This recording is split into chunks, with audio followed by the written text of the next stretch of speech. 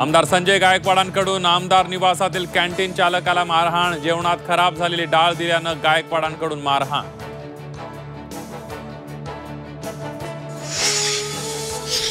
एकनाथ शिंदेंनी संजय गायकवाडांना दिली समज। मारहाण करणं योग्य नसल्याचा शिंदेंचा सल्ला, तर विरोधकांचं गायकवाडांवर टीकास्त्र।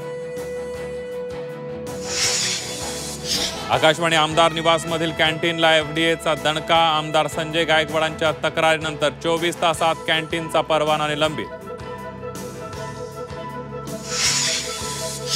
शिक्षण मंत्री दादा भुसेंचा शाळेच्या वर्गावरच डोळा। नाशिक महापालिकेच्या शाळेतील वर्ग संपर्क कार्यालयासाठी ताब्यात घेण्याचा प्रयत्न। जलसंधारण मंत्री गिरीश महाजनांची शिष्टाई यशस्वी। विनाअनुदानित शिक्षकांचं आंदोलन तुर्तास स्थगित। सरकारच्या आश्वासनानंतर शिक्षक संघटनांचा निर्णय। झी 24 तासच्या बातमीनंतर संभाजीनगर बाल सुधारगृहाला दणका। जिल्हा बाल विकास अधिकाऱ्यांना निलंबित करण्याचे मुख्यमंत्र्यांचे आदेश।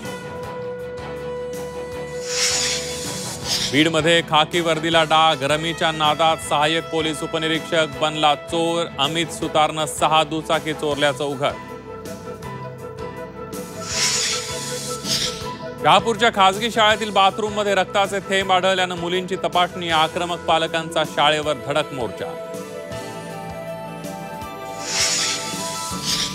अभिनेत्री आलिया भट्टची पीए वेदिका शेट्टीला बेड्या। बनावट बिलं बनवून आलिया आणि तिच्या कंपनीची 77 लाखांची फसवणूक।